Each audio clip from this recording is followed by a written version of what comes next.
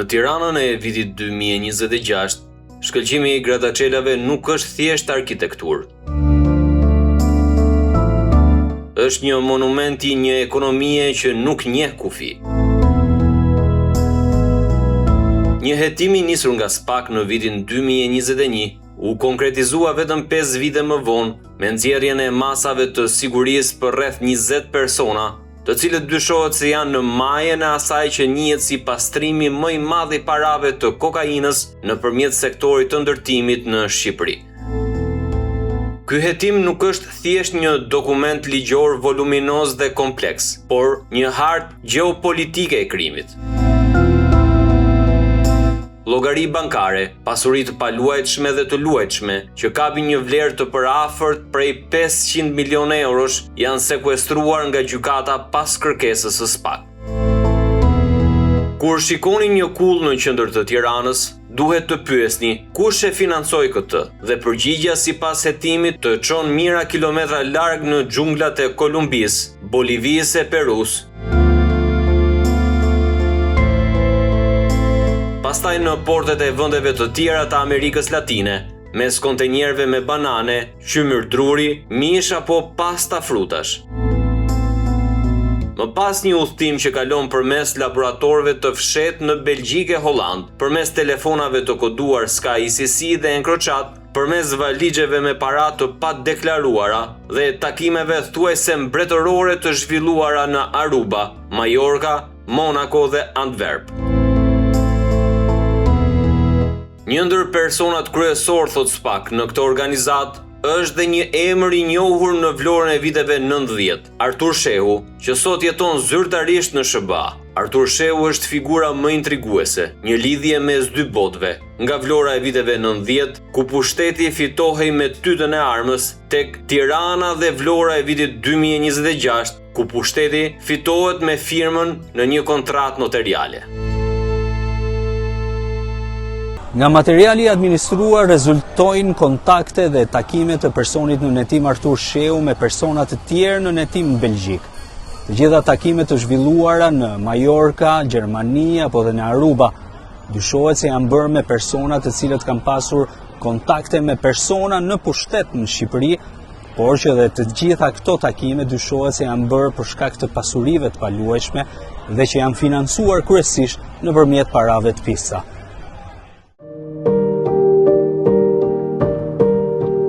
Ky është rrëfimi i një rrjeti që nuk kufizohet te trafiku i kokainës. Është historia e mënyrës se si fitimet kolosale të narkotrafikut dyshohet se kërkuan të gjenin një strehtë të sigurt në Shqipëri, në hektar tokë, në rezorte turistike, në vila luksi dhe në kulla shumëkatëshe.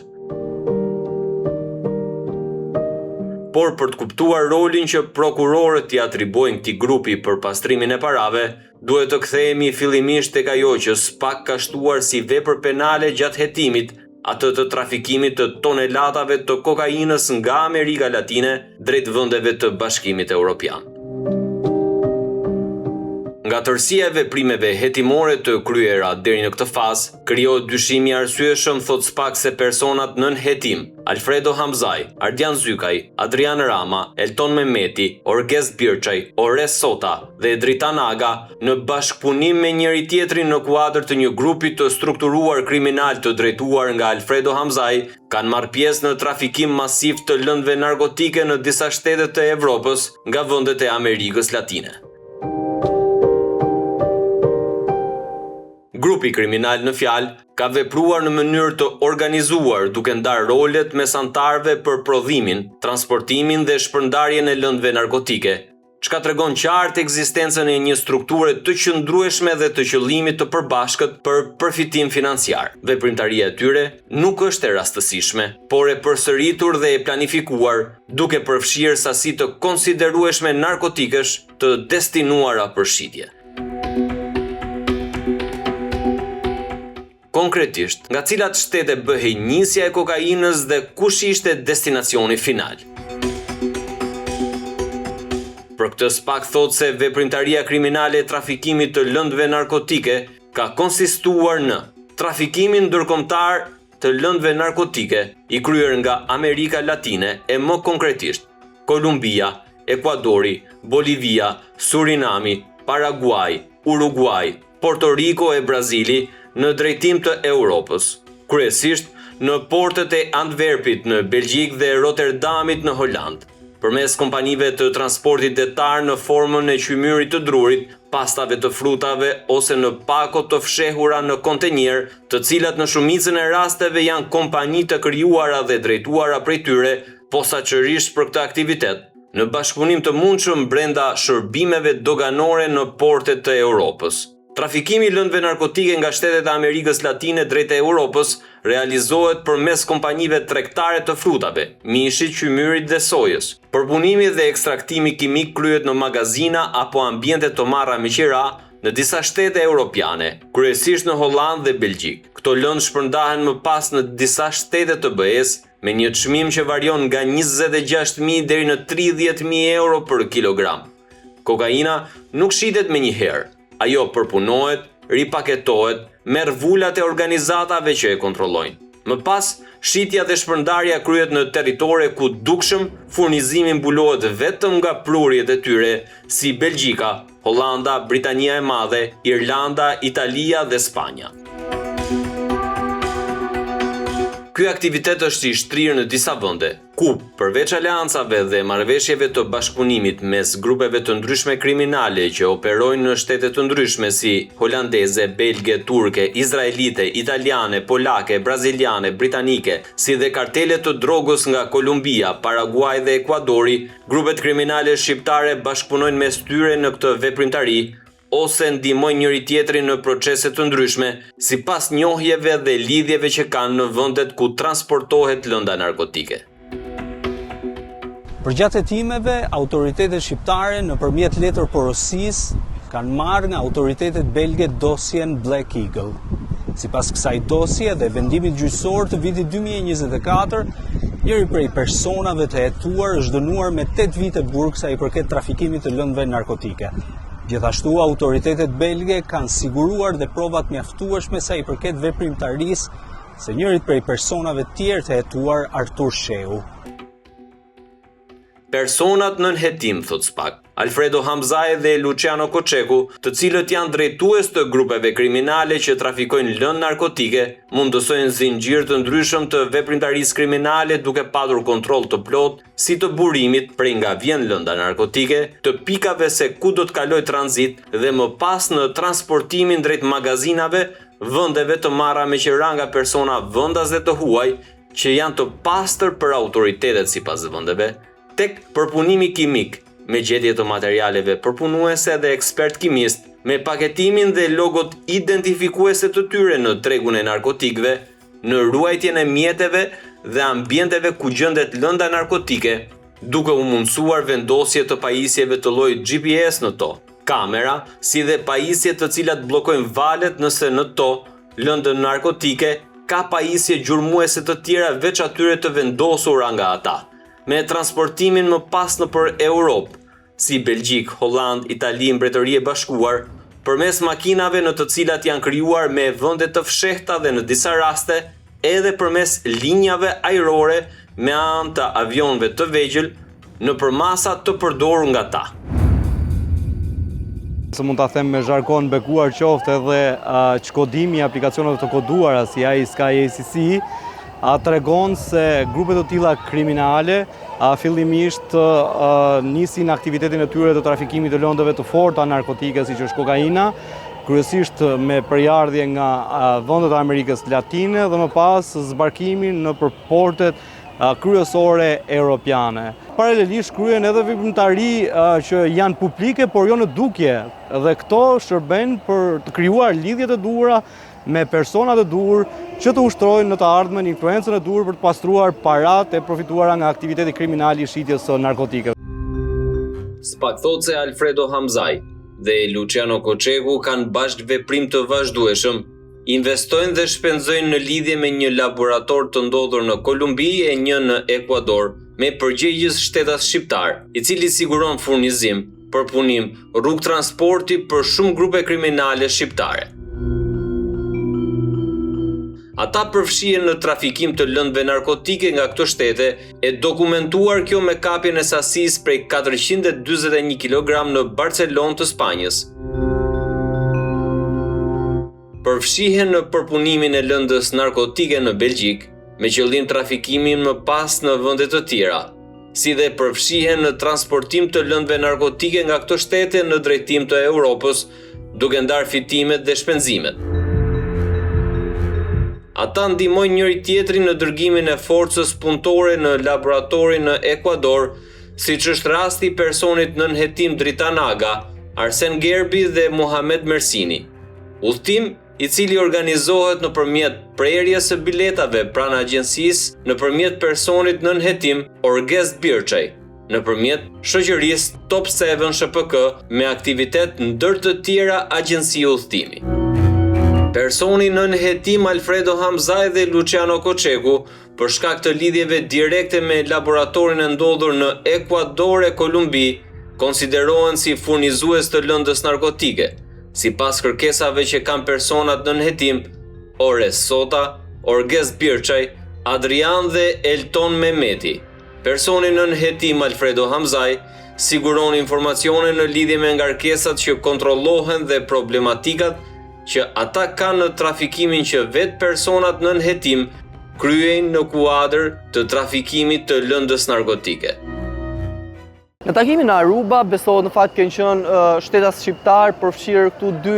zyrtar të qeverisë shqiptare, bëhet fjalë në fakt për dy zyrtar mjaft rëndësishëm pranë kryeministit Edi Rama, për cilën programi i posaçme ende nuk ka dalë me emër zyrtar, por nga përgjimet apo nga vëzhgimet e kryera edhe nga agentët e huaj, rezultojnë që dy persona të jenë lidhje e afërt e kryeministit Edi Rama, sa i takon takimeve zyrtare që kryeministi ka bërë dhe ato ka qenë pjesë e këtyre takimeve, por nga ana tjetër besohet se prania e tyre në këtë takim ishte një lloj garancie për grupin kriminal që ato të vazhdonin aktivitetin e pastrimit të parave të lirshëm dhe pa u cënuar në asnjë moment. Ndërsa personi nën hetim Ores Sota, për shkak të lidhjeve që ai ka në Shqipëri, ofron informacione nëse në Shqipëri ka të dhëna për personat nën hetim. Nga ana tjetër, sigurohet treg për shitje masive si dhe transport në vende të ndryshme të Europës, si në Itali, nëpërmjet personave nën hetim Orgest Birçaj dhe Ores Sota, të cilët kanë rrjetin e tyre të trafikimit. Në Angli nëpërmjet personit nën hetim Luciano Koçeku dhe në Zvicër nga personat nën hetim Elton Mehmeti dhe Adrian Rama. Ata sigurojnë lëndë narkotike dhe transport për njëri tjetrin, sipas kërkesave të shpejta që ata, duke bashkë vepruar në mënyrë të qëndrueshme e të vazhdueshme në drejtim të veprimtarisë kriminale të trafikimit të lëndëve narkotike.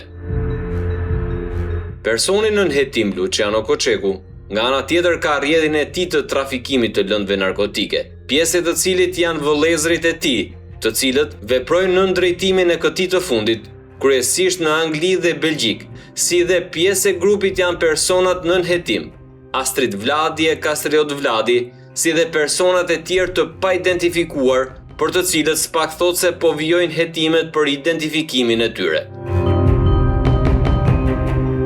Personat e përfshirë në këtë veprimtari kriminale e njohin njëri tjetrin, ndihmojnë njëri tjetrin në veprimtarinë e trafikimit të lëndëve narkotike, si dhe ato organizohen në pastrimin e parave, si dhe ndihmojnë njëri tjetrin me veprime aktive konkrete në këtë veprimtari të pastrimit parave, duke gjeneruar dhe pastruar miliona euro nga kjo veprimtari kriminale. Personat nën hetim janë të kujdesshëm në komunikimet që ata kryejnë për shkak të ndjenjisë së tyre mbi hapjen e komunikimeve të encrochat, si dhe mundësisë për të ndërhyrë dhe në komunikimet SkyCC, dhe kjo del nga analizimi i komunikimeve të tyre, por dhe shënimeve të mbajtura që janë sekuestruar nga autoritetet ligjzbatuese ndërkombëtare.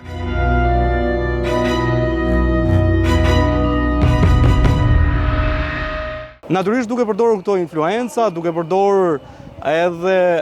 pushtetin e dobët, pushtetin e kapur ose pushtetin e paaftë për të menaxhuar situatat tilla që natyrisht dominojnë vitet e fundit Shqipërinë me futjen e parave të pista, duke përdorur pikërisht këto influenca që dosjet të tjera penale të mëparshme, sidomos të Durrësit apo Shiakut, kanë treguar që ka patur marrëdhënie reciproke influencash, më votohet të jap një leje ndërtimi ose më votohet të jap një status investitori strategjik, dhe në këtë mënyrë është vepruar, duke përdorur pikërisht këto influenca që natyrisht kanë marrëdhënien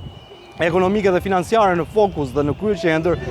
të tyre, kanë arritur të dëpërtojnë tek autoritetet shtetërore, t'i bindin, t'i influencojnë dhe të marrin leje ndërtimi kryesisht në zona shumë të lakmuara të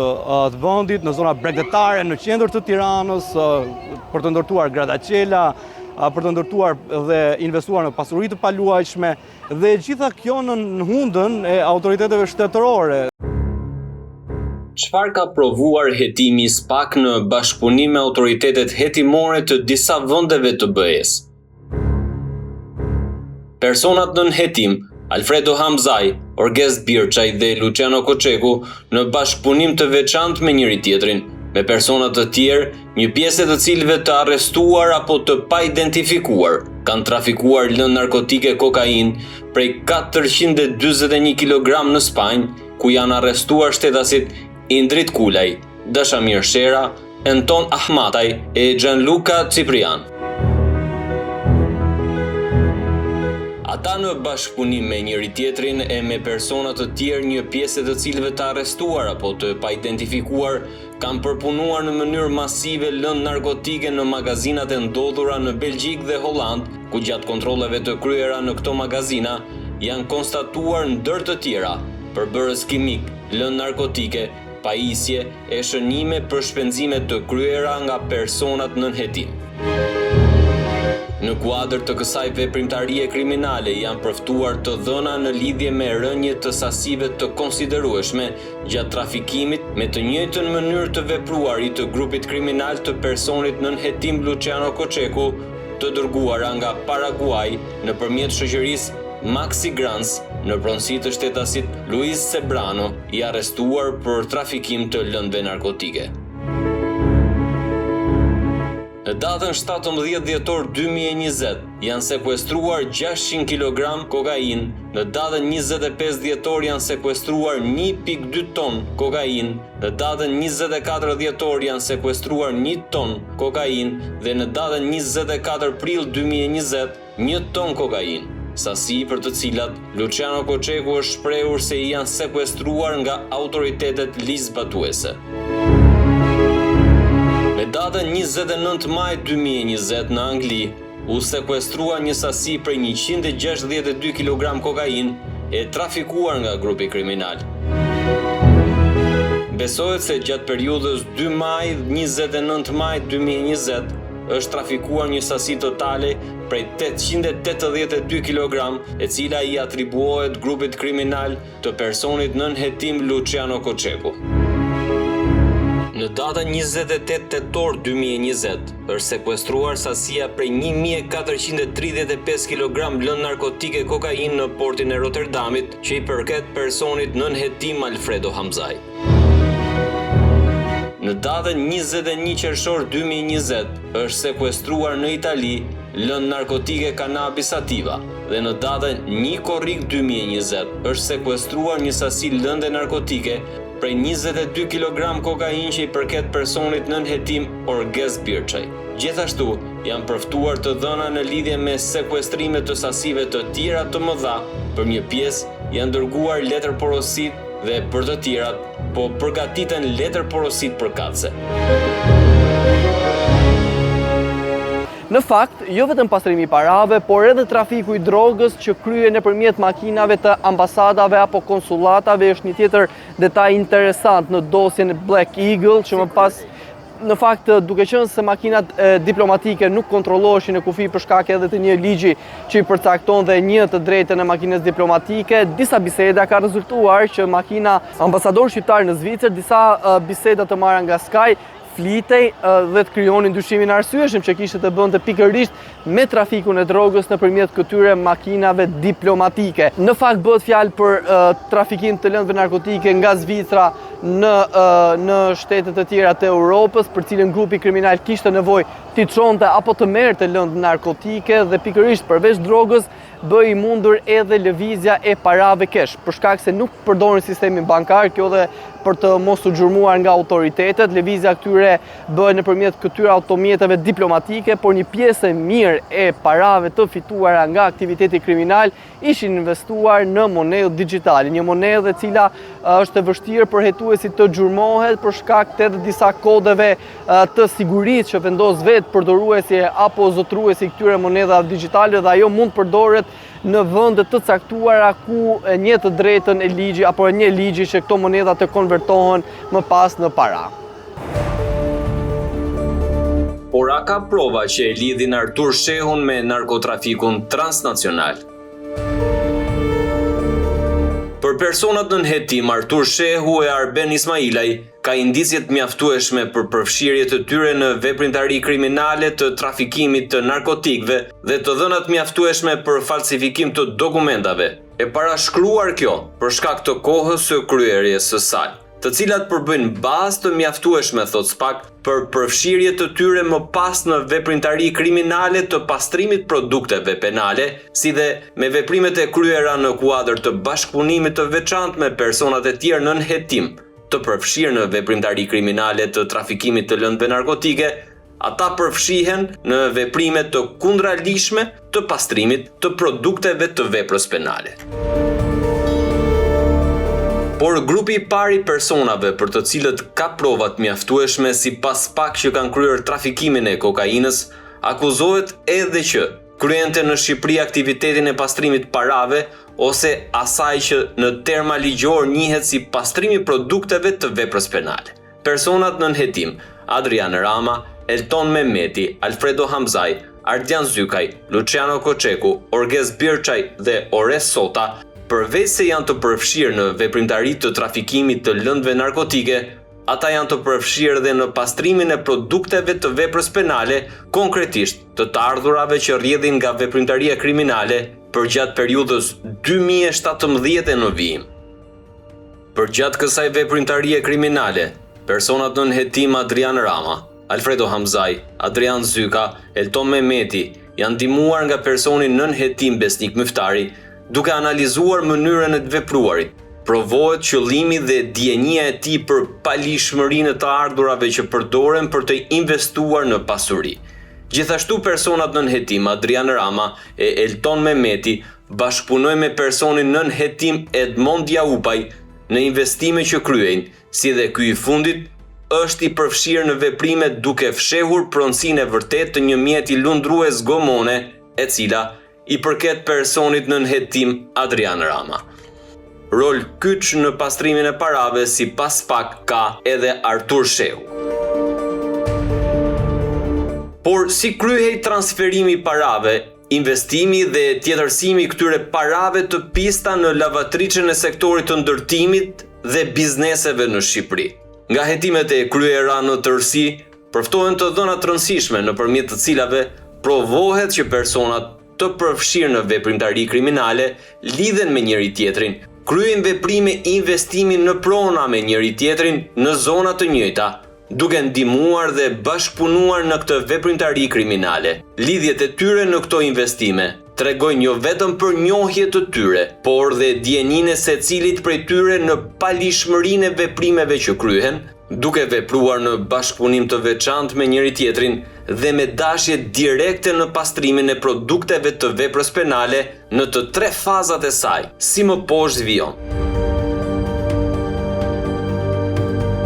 Veprimtaria kriminale tyre është konstatuar në transferim, transportim të ardhurave të rrjedhura nga veprimtaria kriminale trafikimit të narkotikëve, të njohur si faza e vendosjes apo nëpërmjet sistemeve alternative, nëpërmjet sistemit Hawala, e duke krijuar më pas mekanizmat për t'i pastruar ato nëpërmjet investimit në blerje të pasurive të paluajtshme, duke pasqyruar fshehur natyrën e vërtetë të veprimit apo fshehje të pronësisë me qëllim shmangjen e justifikimit të burimit të lishëm apo vështirësimin e gjurmimit të pasurisë dhe lidhjen e saj me personat nën hetim, e cila ndryshe përkufizohet si shtresëzim. Falsifikimin e dokumentave të përfitimit të pronësisë duke krijuar pronësi të pavërtetë ose duke shtuar sipërfaqet e pronësisë. Kjo realizohet nëpërmjet njohjeve dhe lidhjeve të shumta, duke patur mundësi për të regjistruar pronat, krijuar apo shtuar sipërfaqe, realizuar kjo nëpërmjet sigurimit të prokurave të përfaqësimit. Copëzimet e shumta të tyre dhe më pas tjetërsimet e tyre në format e blerjes, shkëmbimit apo formave të tjera, me qëllim vështirësimin e gjurmimit dhe përfitimin e këtyre, duke shmangur dhe shkëputur lidhjen ndërmjet përfituesit fillestar, në emër të cilit regjistrohen pronat dhe përfituesit fundor të tyre, që janë personat nën hetim. Dhënien e trojeve të përfituara në këto forma subjekteve zhvilluese ndërtuese në marrëveshje ndërmjet tyre, duke integruar dhe përzier në këtë mënyrë të ardhurat e palishme me ato të lishme, provuar në disa raste në djeni të plot të subjekteve ndërtuese. Një modus operandi i tillë është konstatuar, thot SPAK, edhe me veprimet e kryera nga grupet kriminale që kanë vepruar në zonën e Palasës, Himarës apo Dhërmi, Vlorë apo dhe në Tiranë. Një mënyrë tjetër është duke integruar të ardhurat e rrjedhura nga veprimtaria kriminale e trafikimit të narkotikëve në shoqëri tregtare, të zotëruara nga personat nën hetim apo në krijim të shoqërive tregtare, në zotërim apo fshehur tek persona të tjerë me qëllim pastrimin e të ardhurave që rrjedhin nga aktiviteti kriminal, duke krijuar qarkullim monetar nëpërmjet gjenerimit të detyrimeve për të rritur qarkullimin dhe më pas investimin e tyre në pasuri të paluajtshme, faze njohur ajo si e integrimit. Jemi në kohë zgjedhore, do të ushtroj influencat e mia në zonën time elektorale, do të bëj kaq vota, do të influencoj kaq pushtet, do të listoj deri edhe këtu ka arritur në filan numër rënditjes fletës votimit për kandidat për deputet ose kryetar bashkie dhe në këmbim dua informacion shtetëror të klasifikuar, dua influenca tek autoritetet shtetërore në kadastra, në zyrat e legalizimeve, tek zyrat e aplikimeve për investime strategjike e tjerë me radhë. Deri tek kuvendi i Shqipërisë kemi parë histori që biznesi dhe kryesisht edhe biznesi financuar nga parat pista ka patur influenca për të ndikuar edhe tek vendimarrjet e ligjvënësve, deputetëve të kuvendit të Shqipërisë për të orientuar votën e tyre apo për të hartuar ligje të posaçme që ndihmojnë pikërisht kësaj kategorie, që janë një kategori që kanë futur sistemin financiar në vend, pothuajse në kolaps përmes atyre grupave të mëdha që nuk kemi nevojë t'i komentojmë gjerësisht edhe që janë të dukshme përmes gradataqelave shumëkaqe. Por le të ndalemi pak tek letërporosit që autoritetet spanjolle dhe belge kanë sjellë në Shqipëri për këta shtetas, e veçanërisht për takimet e tyre në Aruba, Monaco dhe Antwerp. Takime për të cilat të paktën 6 agjenci lizbatuese ndërkombëtare, duke përfshirë ato italiane, britanike, belge, spanjolle, gjermane dhe franceze, kanë patur interes dhe kanë qenë të përfshira për të mbledhur të dhëna me interes për mënyrën si organizohej dhe financohej narkotrafiku dhe veçanërisht për atë që autoritetet belge përmendin. Takimin me përfaqësues të lartë të shtetit shqiptar me qëllim investimin e parave të përfituara nga shitja e kokainës në rezorte turistike në jug të Shqipërisë dhe investimin në kulla dhe gradataqela në zemër të Tiranës. Gjithashtu, mbi bazën e kërkesës drejtuar Europol dhe më pas me anë të letërporosisë dërguar autoriteteve franceze, është mundësuar nga SPAK sigurimi i komunikimeve të Sky ICC dhe kryer analizimi tyre, ku nga tërësia të dhënave ka rezultuar e dokumentuar veprimtaria kriminale e trafikimit ndërkombëtar të drogës e bashkë me të dhe ajo e pastrimit parave. Me interes, fillimisht është informacioni sjell nga autoritetet belge. Letërporosia e dërguar nga autoritetet belge. Në vijim të sigurimit të provave, SPAK thot se gjatë hetimit është marrë me anë të letërporosisë nga autoritetet belge dosja Black Eagle dhe vendimi për këtë dosje të gjykatës së Brukselit të datës 27 qershor 2024 dhënë për personin Alfredo Hamzaj, i dënuar në kuadër të kësaj dosje me 8 vite burgim për veprimtarinë kriminale të trafikimit të narkotikëve, si dhe përmbledhje të informacioneve mbi personin nën hetim Artur Shehu dhe vendimi gjyqësor i dërguar në mënyrë të drejtpërdrejtë nëpërmjet të cilëve përftohen të dhëna mbi aktivitetin kriminal të trafikimit të lëndëve narkotike nga personi nën hetim Alfredo Hamzaj, si drejtuesi i grupit dhe nipit të tij, shtetasit Indrit Kulaj, të dënuar nga këto autoritete. Nga arsyetimi i vendimit gjyqësor, por dhe nga përmbledhja e dërguar nga autoritetet belge, mësohen të dhëna të rëndësishme, takime dhe njohje ndërmjet personave nën hetim Artur Shehu, Adrian Rama, Pëllum Petritaj, Arben Ismailaj, takime këto të zhvilluara në Majorka, Gjermani, Aruba apo Belgjik, të dhëna mbi takime të kryera nga ana e tyre me përfaqësues funksionar të lartë shtetëror të shtetit shqiptar në Aruba. Përmendim këtu takimet e vëzhguara në janar shkurt të vitit 2019, të cituara në vendimin e gjykatës.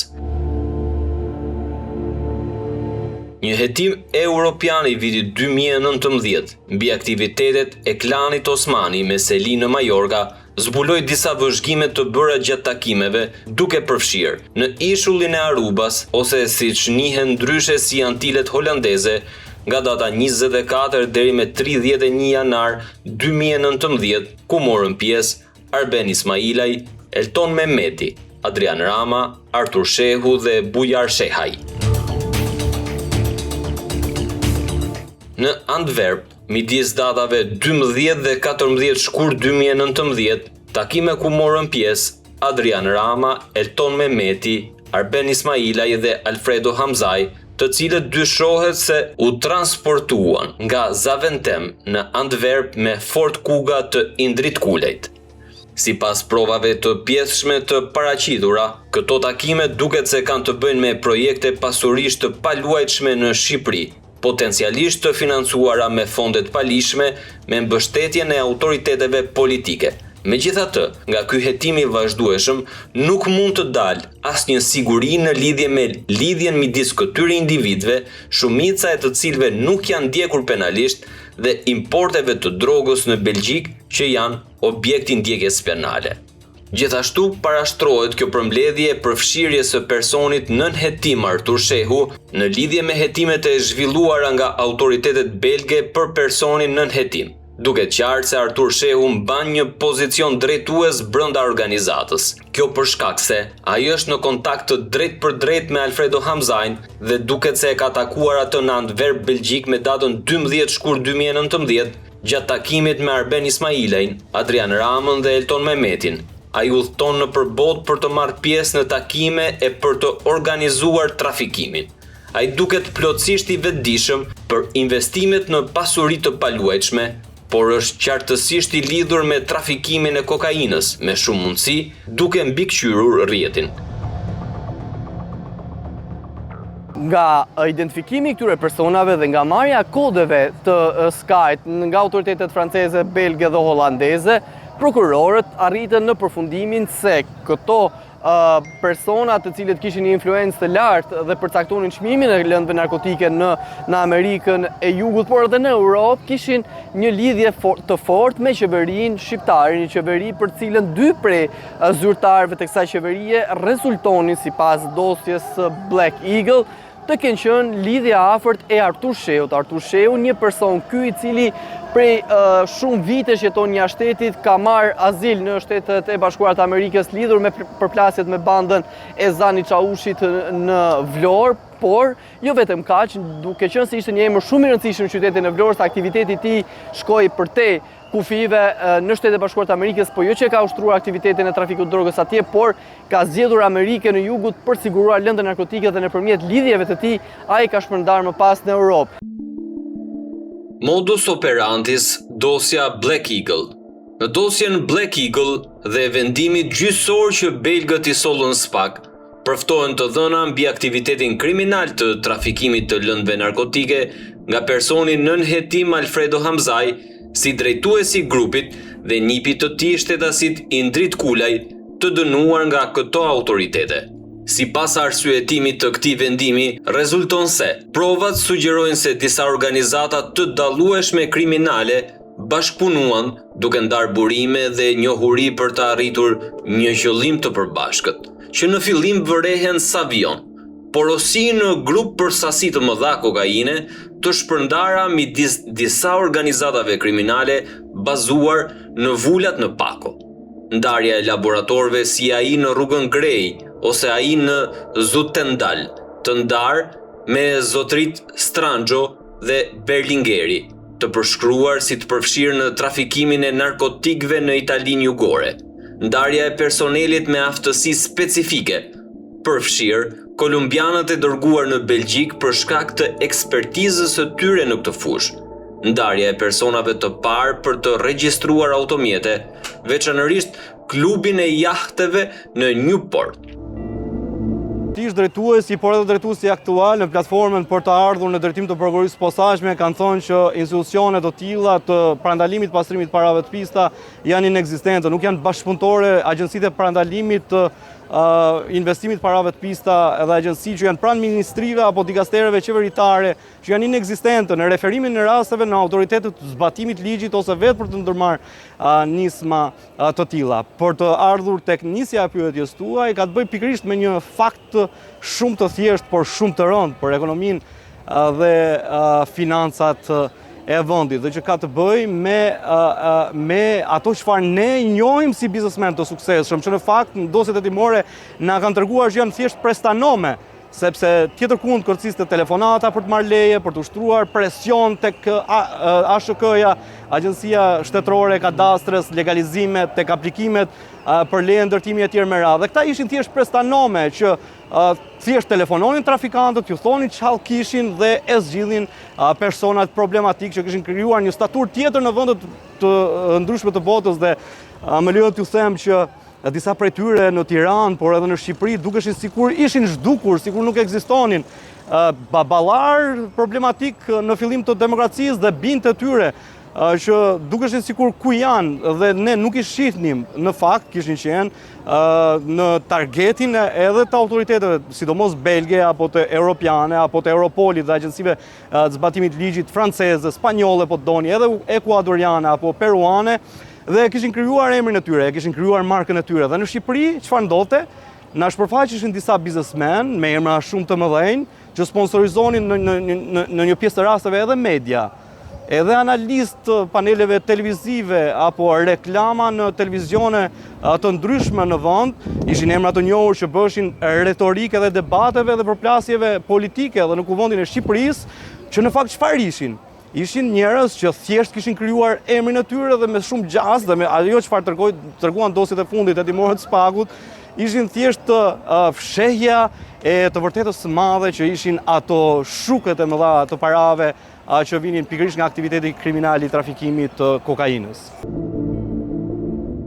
Bashkëpunimi midis organizatave për të kryer nxjerrje, veçanërisht në Itali dhe në Greqi. Referuar vendimi gjyqësor, rezulton se hetimi ka filluar me zbulimin në datat 30 qershor 2020 dhe 1 tetor 2020 në disa garazhe të cilat ndodheshin në Belgjik të një sasie produktesh kimike dhe mjetesh që kanë të bëjnë me transformimin dhe paketimin e kokainës. Disa prej këtyre mjeteve janë testuar dhe kanë rezultuar pozitiv ndaj kokainës. Të 13 kilogrambe rrëshqir kanabisi dhe 29 litrave vaj kanabisi, të një bombule për zhytje, të një makinerie industriale për paketimin me vakum, të veshjeve me stemën e policisë e tjerë. Kontratat e qerave të këtyre garazhdeve ishin hartuar në bazë të identiteteve të rrem, por ishin shënuar aty numrat belg të telefonave në emër të Indrit Kulaj dhe në emër të Kiricis Lazaros. Në njëri nga këto garazhe u gjet dhe një furgon i markës Mercedes Citan,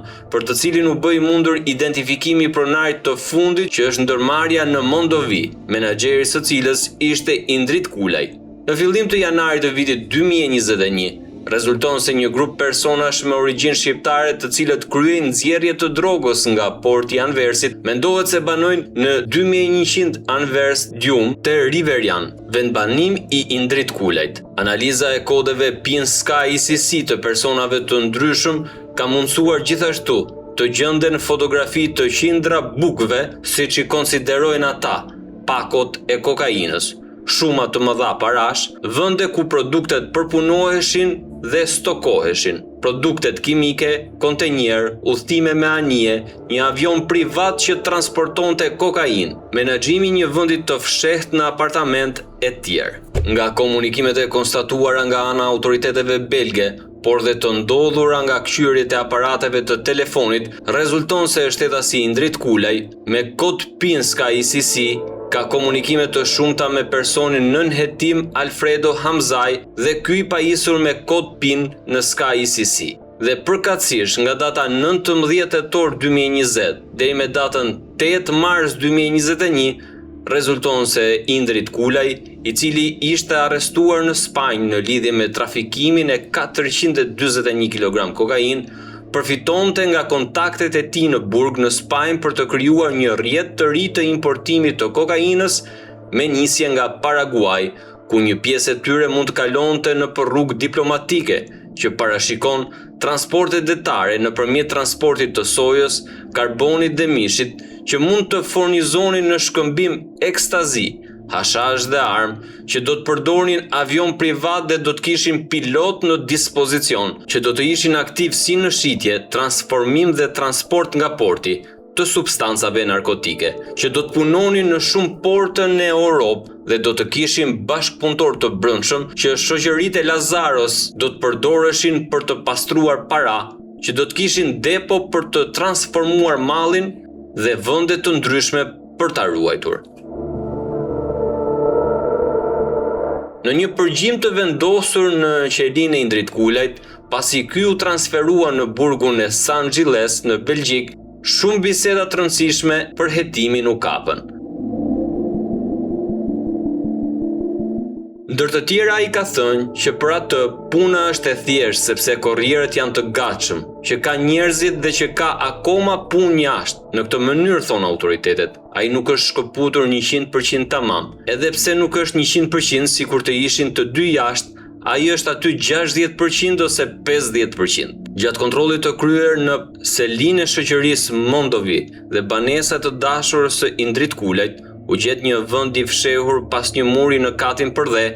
ku përmbante 6 armë kryesisht me silenciator, një shumë prej rreth 30.000 eurosh, 12 bloqe kokaine me një peshë totale prej 11.9 kg, 3 qese kokaine me peshë 5 kg, 3 kuti që përmbanin pengues valësh telefonike, 2 kuti që përmbanin një varg gome Zodiac me motor dhe bateri, që përdorimi i kësaj varke është konfirmuar nga përgjimet dhe observimet në kuadër të eksportit të lëndës narkotike, që një shumë prej rreth 18.600 euro është gjendur në një dhomë në kat të tretë dhe një shumë prej 20.000 eurosh, 2 ora Rolex dhe disa bijuteri në një vend të fshehtë brenda një tavoline në katin e dytë. Sipas të dhënave të rezultuara nga vendimi gjyqësor, janë dërguar për gjykim shtetasit Alfredo Hamzaj, Kericis Lazaros, Gjesi Islamaj, Erik Islama, Arten Hamzaj, Alfonso Meja, Paris Dedej, Ilir Licaj, Dorian Kalemaj, Jurgen Kalemaj, Muhamet Buzhal, Rosalino Kajkedo, Reshat Godo, Geron Zenelaj, Amarildo Hodaj, alias Amarildo Mani, Gazmir Vladi, Miguel Karabali, Donis Hoxha, Klodian Baçja dhe Diego Saria. Aruba ishte ambienti më i posaçëm për shkak se është një ishull privat, është një ishull për cilën është luksoz, i kishin mundësi financiare për të paguar hotele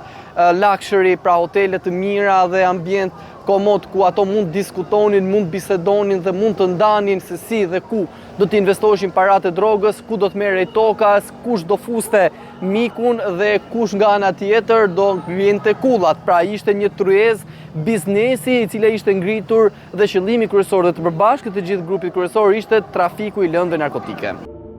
Nga tërësia e vendimit gjyqësor janë analizuar faktet për të cilat është dënuar personi nën hetim Alfredo Hamzaj, në zbatim të parimit të mosdënimit 2 herë për të njëjtën vepër penale, ku rezulton se ai është dënuar për fakte që lidhen me trafikimin e narkotikëve dhe pastrimin e produkteve të veprës penale dhe pushuar akuzat për veprën penale të pastrimit parave për disa fakte. Në lidhje me personin nën hetim Alfredo Hamzaj, ai mbante një rol udhëheqës në faza të ndryshme të transportit dhe shpërndarjes së drogës. I pandehuri nuk e kundërshton statusin e tij të udhëheqësit, por kërkon që periudha e veprave penale që kanë të bëjnë me të kufizohet. Alfredo Hamzaj ka pranuar se ka gjetur lëndë narkotike në porte. Megjithatë, ai mohon çdo përfshirje në kapjen me 3 qershor 2021 të kokainës së fshehur në një kontenjer bananje në portin e Antwerpit. Gjykata, duke ju referuar llojeve të pullave të përdorura dhe mesazheve të ndryshme të shkëmbyera para dhe pas këtij sekuestrimi, arriti në përfundimin se nuk kishte dyshim se i pandehuri e kishte porositur atë.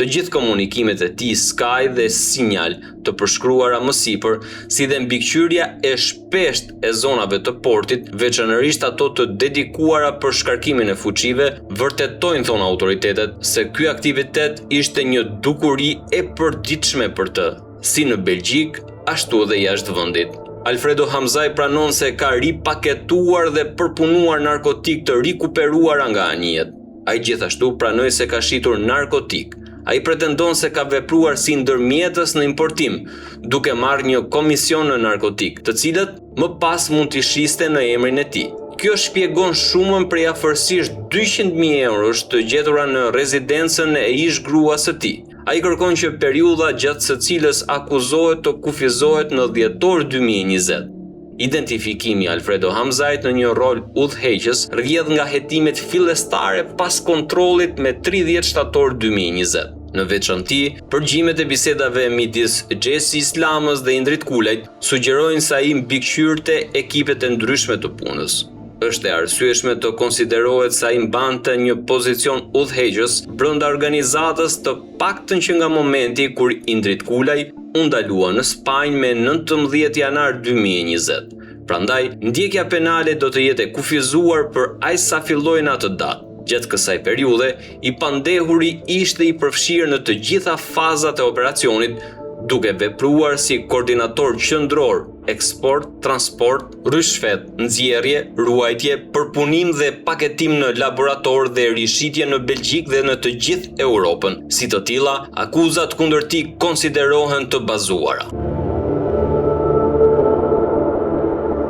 Referuar vendimit gjyqësor, personi nën hetim Alfredo Hamzaj ka këto dënime të mëparshme. Dënuar me një vendim të gjykatës së apelit në Lijek me datën 3 maj 2011 me një dënim prej 4 vitesh për vepra penale mbi drograt në rolin e drejtuesit dhe pastrimit parash. Ky vendim u bëj formës së prerë në kohën e veprave të reja penale dhe nuk kishin kaluar ende 5 vjet që kur ai kishte vuajtur ose nuk kishte parashkruar vepra penale. Dënuar me një vendim të gjykatës së apelit të Antwerpit me 2 dhjetor 2020 me 4 vite burg për vepra penale mbi drograt në tentativë, pjesëmarrje në një organizatë kriminale dhe përsëritje të krimit. Vendimi kishte marrë formë të prerë në kohën e kryerjes së veprave të reja penale dhe dënimi nuk kishte vuajtur ende ose nuk kishte parashkruar.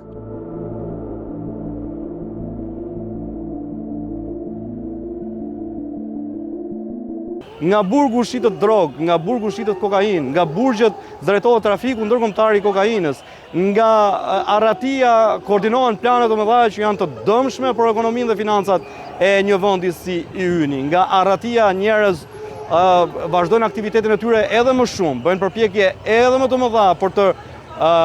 rikuperuar imazhin e tyre të dëmtuar. Çfarë mund të presim kur në shumicën e operacioneve edhe nga prokuroria e posaçme kundër korrupsionit dhe krimit të organizuar të personave që kanë mas arresti në burg, në 60% pothuajse të rasteve të dosjeve të fuqishme hetimore, kokat dhe personazhet kryesorë të tyre nuk janë kapur. Disa prej tyre të denoncuar publikisht edhe nga gazetarët, nga mediat, nga qytetarë të ndryshëm, nga aktorë politik që qarkullojnë në rrugët e Tiranës, të Durrësit, të Shijakut, të Elbasanit, të Vlorës, të Tropojës, të Shkodrës, të Lezhës, gjithandej qarkullojnë, janë të lirë, kanë influencat e tyre tek pushteti, tek policimi, tek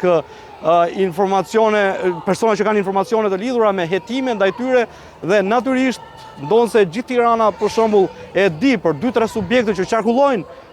dhe ndoshta tani që po flas ndonjëri i shumë kërkuar i SPAK mund të jetë jo më shumë se 500 metra larg vendit ku ne po bëjmë këtë intervistë dhe shteti është pothuajse inekzistent. Dhe kjo ka të bëjë me besimin, nëse autoriteti i drejtësisë nuk krijon besimin, nuk përforcon besimin e publikut, e kot është edhe kjo trumbetimi i shifrave të mëdha. Sot janë sekuestruar 150 milionë euro ke njëra dosje, 128 milionë euro ke dosja tjetër, por nëse këto nuk përkthehen e para punës në mirë administrim të këtyre pasurive, dhe e dyta punës që të arrihet konfiskimi i tyre, që është kryesorja, atëherë po mund të themi që jemi duke bërë diçka. Por rastet e shkuara, përfshirë edhe me reformatimin e drejtësisë, kanë lënë për të dëshiruar dhe për të besuar e shpresuar të kundërt. Letërporosia e dërguar nga autoritetet spanjolle. Sipas të dhënave të letërporosisë së autoriteteve të drejtësisë spanjolle, përftohen këto të dhëna për secilin prej personave nën hetim.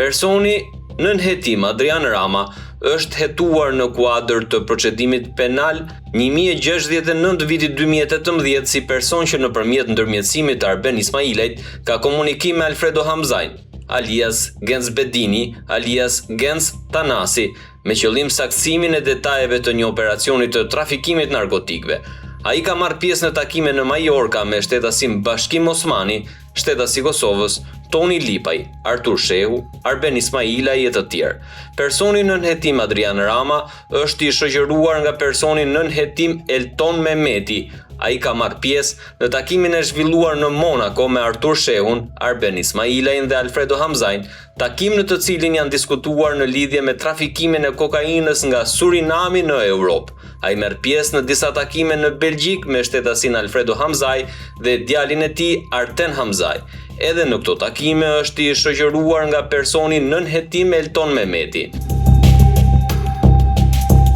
Informacion për personin nën hetim Artur Shehu, gjithashtu është i hetuar në kuadër të procedimit penal 1069-2018 si pjesëmarrës në takime të ndryshme të zhvilluara në vende të ndryshme të Europës dhe Amerikë me qëllim blerjen, transportimin dhe futjen e sasive të mëdha të drogës në Europë. Ashtu si Adrian Rama, Artur Shehu merr pjesë në takime në Spanjë, Monaco, Gjermani, Aruba ndër të tjera, në të cilat është planifikuar blerja, transportimi dhe futja e sasive të mëdha të drogës në Europë. Në këto takime ndër të tjera dhe në shkallë të ndryshme pjesëmarrje, marrin pjesë shtetasit Adrian Rama, Elton Mehmeti, Erion Rama, Leonard Bishaj, Bujar Shehaj, Alfredo Hamzaj dhe Pollum Petritaj. Personi nën hetim Elton Mehmeti është hetuar në kuadër të procedimit penal 1069-2018 si pjesëmarrës në këto takime të ndryshme të zhvilluara në vende të ndryshme të Europës dhe në Amerikë me qëllim blerjen, transportimin dhe futjen e sasive të mëdha të drogës në Europë. Personi lidhur direkt me Artur Shehun dhe Adrian Ramën, të cilët zakonisht i shoqëron në takimet e tyre. Erion Rama, identifikuar brenda një automjeti në Monaco së bashku me Artur Shehun dhe Adrian Ramën. Ky identifikim është kryer në kuadër të disa takimeve që zhvillohen në Monaco lidhur me importimin e paljishëm të lëndëve narkotike. Automjeti me të cilin ai identifikohet është i njëjti me të cilin Artur Shehu, Adrian Rama kanë udhëtuar më pas drejt ishullit të Majorkës.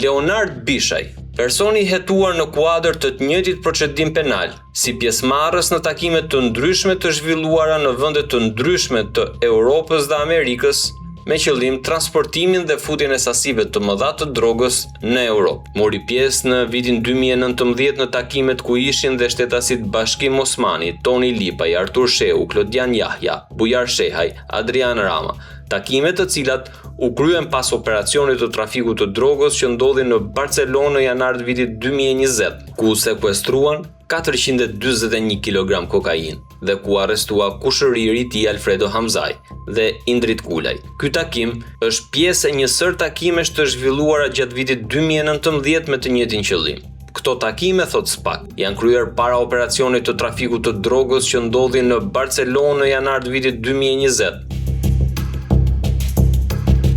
Përveç klanit mund të themi Artur Sheut, edhe klani Osmani ishte pjesë e takimit në Aruba, siç e thash përbashkët e dy grupeve është vetëm trafiku i drogës. Investimi në Shqipëri ishte investimi më i duhur për ta, siç thash më sipër, nuk kontrolloshin, agjencia e pastrimit të parave nuk kishte fare dijeni mbi mënyrën se si mund të futeshin lekët në vendin tonë. Për më tepër, porti i Durrësit në vitet kur grupi kishte aktivitet më të lartë tregtar të kokainës, ishte port që nuk ekzistonin porte, mund të themi, apo trarë, dhe në farë mënyre ishte edhe më lehtë futja e parave cash, ishte më lehtë edhe futja e drogës, po edhe më lehtë ishte edhe depërtimi apo sjellja e personave të cilët mund të ishin problematikë në për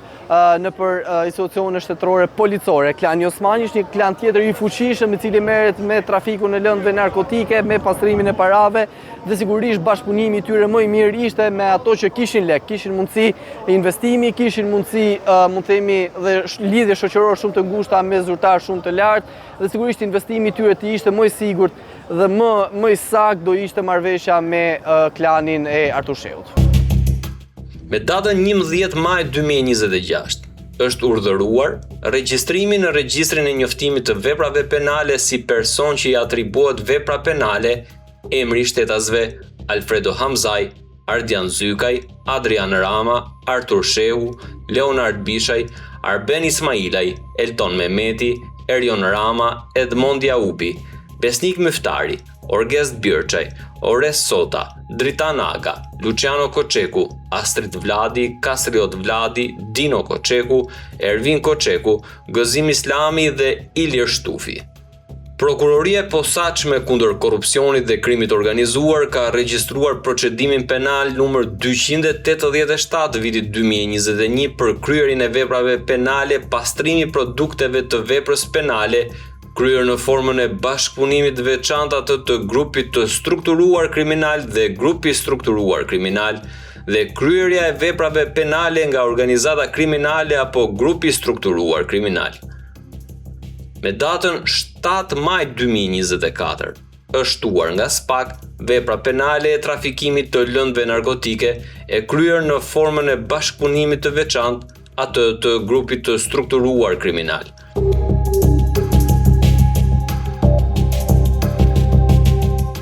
Më lejo të jap vetëm një detaj. Tek dosja e fundit e Salvador Aliut, apo Shpëtim Aliut, që është një personazh nga Elbasani që merret me trafikun e drogës, ishte një person i cili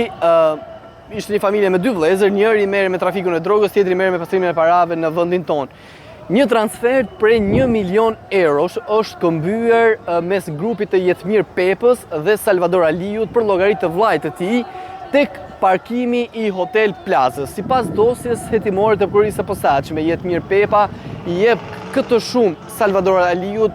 si shumë e cila është për sigurimin e lëndëve narkotike që ka bërë i vllai i tij në Amerikën e Jugut, pra lidhet çdo gjë tek droga. Grupet kriminale për të fuqizuar dhe për të qenë të parët në treg kryesisht ndaj grupeve serbe, ndaj grupeve kineze, për shkak se egërsia në Amerikën e Jugut është më ndjeshme se sa në Europë. Bashkëpunojnë me njëri tjetrin në marrjen e lëndës narkotike, pra në marrjen e përvecimin e lëndës narkotike dhe më pas në caktimin e çmimit të tregut për këtë drogë dhe bashkëpunimi i tyre lidhet pikërisht në mundësinë e sigurimit të porteve, pra njëri grup siguron lëndën narkotike, tjetri siguron rrugën dhe tjetri grup siguron shitjen e lëndës narkotike dhe ky mund të themi ky zinxhir grupi kriminal kishte në thelb pikërisht fuqizimin me para dhe kryesisht bashkëpunimi lidhej vetëm në mirë besim apo ndoshta në lidhjen e besës me njëri tjetrin për të mos cënuar asnjëherë njëri tjetrin, pra asnjë grup mos cënoj tjetrin dhe të jenë sinqert para njëri tjetrit në ndarjen e parave apo në mos raportimin tek institucionet me qëllim goditjen e njërit grup dhe fuqizimin e tjetrit. Me loni të tregoj një batutë që e kam treguar edhe me persona të afërt me të cilët më ka rënë të diskutoj që prej 31 majit kur nisi protesta dhe deri më sot. E kam konsideruar këtë protest gjithmonë në batut dhe në shaka, kur më kam pyetur se kush shihet pastaj, kam thënë SPAK.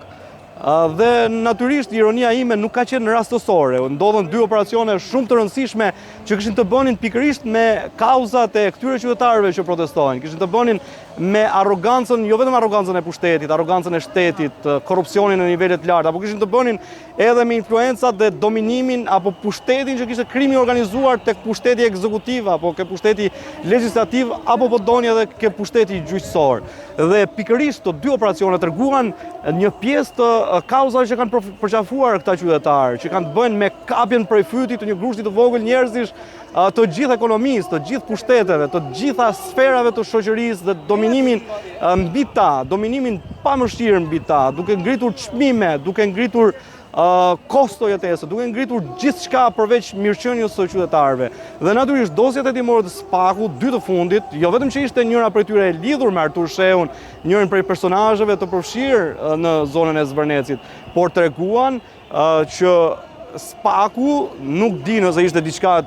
ku shumë njerëz thonë që SPAK-u vepron edhe me regji. Unë nuk jam gata që mund të artikuloj diçka të tillë pavarësisht se edhe mund ta mendoj ndonjëherë, por pikërisht këto dy operacione u bën në të njëjtën kohë që zhvilloheshin këto protesta dhe ishin në sinkron për kauzat që shpalosin qytetarët në shesh. Miti paras që qarkullon, pse është një helm i maskuar. Shpesh dëgjojmë zëra që thonë se paraja e drogës qarkullon, se ndërtohen kulla, hapen vende pune dhe se në fund të fundit ajo para po ndihmon ekonominë. Kjo është gënjeshtra më e madhe e sistemit kriminal. Paraja e pastruar nga trafiku i kokainës nuk është investim. Ajo është një infarkt ekonomik. Kur flasim për mbi 500 milion euro të sekuestruara, gabimi ynë më i madh është se i shohim ato si shifra abstrakte. Por ato para ka një efekt shkatrues mbi qytetarin e thjeshtë. Kur një organizat kriminale fut miliona euro kesh në sektorin e ndërtimit, ajo nuk po ndërton thjesht kulla, ajo po vret tregun e lirë. Kur një ndërtues mbështetet nga paratë e krimit, ai nuk konkuron me cilësi apo me çmim, por me aftësinë për të larë miliona. Kjo nuk është ekonomi që zhvillohet, por një treg që po shkatrohet nga brenda, duke dëbuar çdo sipërmarrje të shëndetshme që nuk bën kompromise me krimin. Një biznesmen i ndershëm që merr kredi në bankë dhe paguan çdo taks, nuk mund të konkurrojë kurrë me lavatriçet e kokainës që nuk kanë nevojë për fitim, por vetëm për të qarkulluar paranë e pistë. Mëtej, prova se kjo para nuk ndihmon qytetarin e thjeshtë që ndron tek shifrat e SPAK-ut. Kur grupet kriminale investojnë në rezorte si në Palas, Dhërmi apo në kulla në Tiranë, ata nuk po krijojnë një ekonomi prodhuese, ata po krijojnë një ekonomi fasad. Këto prona shpesh mbeten bosh ose shërbejnë thjesht si stre për kapitalin e palishëm, duke shkaktuar një inflacion artificial të çmimeve të pasurive të patundshme. Paraja e krimit krijon një monopol të frikshëm ku suksesi nuk vjen nga puna apo talenti, por nga lidhjet me botën e errët. Kjo është mënyra se si krimi u avjedh të ardhmen të rinjve, duke i detyruar ata të braktisin vendin sepse rregullat e lojës janë të manipuluara. Qytetari thjesht me pagën e tij të ndershme e gjen veten të dëbuar nga qyteti i tij, sepse çmimet nuk përcaktohen më nga kërkesa dhe oferta reale, por nga nevoja e trafikantëve për të fshehur miliona euro.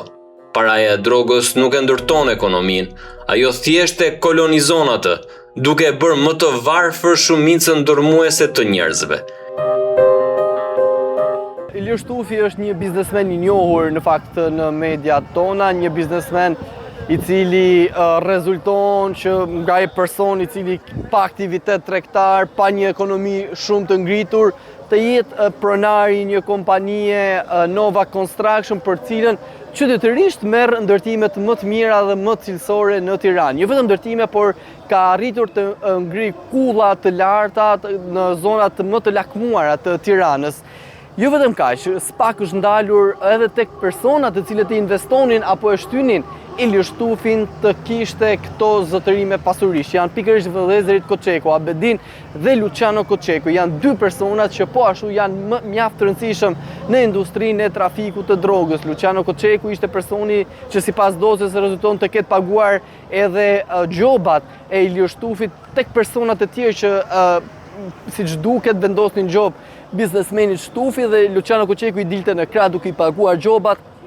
Dhe një farë mënyrë ishte njeriu më i besuar i tyre. Ka ngritur kull tek rruga e Kavajës, është kulla e kuqe, e cila duket një vepër madhështore që rezulton në dosjet e SPAK, që përveç se pronarët e tokës kanë marrë apartamente, Luciano Koçeku ishte personi që kishte hedhur parat kesh në investim në ato kull, duke u fshehur nëpërmjet emrit të Nova Construction. Tek rruga Dritan Hoxha është një tjetër kompleks pallatesh për cilën po ndërtohej në atë segment rrugor. Jo vetëm kaq, po dosjet e SPAK rezulton që Luciano Koçeku përveç se hidhte para dhe ishte dhe jepte vetën paktën apo tek komunikimet me personat e tjerë e shfrytëzonte edhe si person që ishte pronari i asaj kulle, sigurisht nga lekët e trafikut të drogës, interesoi tek njerëzit e tjerë nëse ishin interesuar për blerë hyrje apo dyqane apo ambiente tjera biznesi. Një tjetër kull është ajo tek komisariati numër 3, është një tjetër kull që është ngritur dhe është funksionale tashmë me qytetarë dhe banorë të cilët kanë arritur të blenë shtëpi. Në fakt rezulton se edhe aty është përhedhur paratë e drogës në emër të Nova Construction. Të gjitha lejet e ndërtimit të marra nga Nova Construction janë subjekti i hetimit nga prokuroria e posaçme. Në fakt është e vërtetë që ne nëpër Tiranë shohim çdo ditë kulla, shohim çdo ditë pallate që po ndërtohen, por qytetërisht kur bie nata ose kur bie errësirë, asnjë nga dritarët nuk kanë dritë ndezur. Ekziston një paradoks i dhimbshëm që çdo qytetar e ndjen çdo ditë në xhepin e tij. Ndërsa shihni kullat dhe resortet luksoze që mbijnë si kërpurdha, çmimet e apartamenteve fluturojnë në nivele të paarritshme për një familje të thjeshtë apo për një çift të ri. Pse ndodh kjo? Sepse për klanet e drogës nuk ka rëndësi nëse 1 metër katror kushton 2 apo 3.000 euro. Sa më i lartë çmimi, aq më shumë para pastrohen shpejt. Ky inflacion artificial i shkaktuar nga paraja e pist i dëbon qytetarët e thjesht nga qytetet e tyre, duke bërë blerjen në një shtëpie një ëndër të pamundur. Betoni i pastruar me paratë e portit të Antwerpit nuk është një vlerë e shtuar. Është një mur që ndan elitën e krimit nga njerëzit e thjesht, ku këta të fundit mbeten spektator të një pasurimi të shpejtë, ndërsa paguajnë koston e lartë të jetesës në një ekonomi të deformuar. Është e çuditshme në fakt thuash të kundërtën, po është vërtet që trafiku i drogës ka përcaktuar edhe deputet sot që janë në ulsën e kuvendit. Në fakt bëhet sipas informacioneve që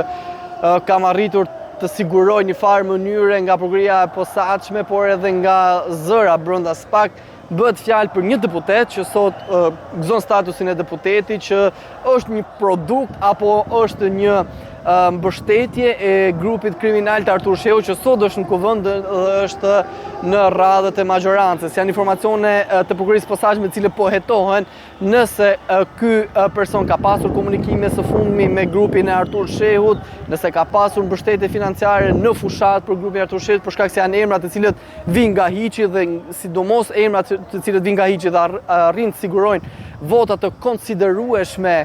për të marrë dhe për të gëzuar mandatin e deputetit, sigurisht le edhe pak dyshime mbi mënyrën se si qasen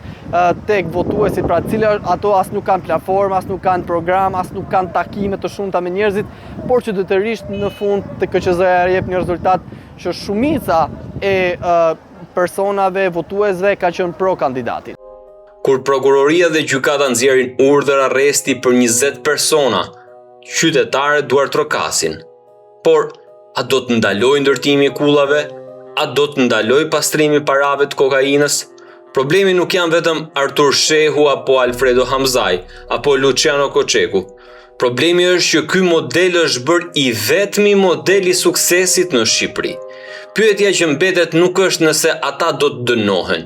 Pyetja është, a jemi të gatshëm të pranojmë se qyteti që po ndërtohet rreth nesh nuk është për ne, po për ata që kanë patur guximin të kthejnë gjakun e portit të Antwerpit në metra katror beton.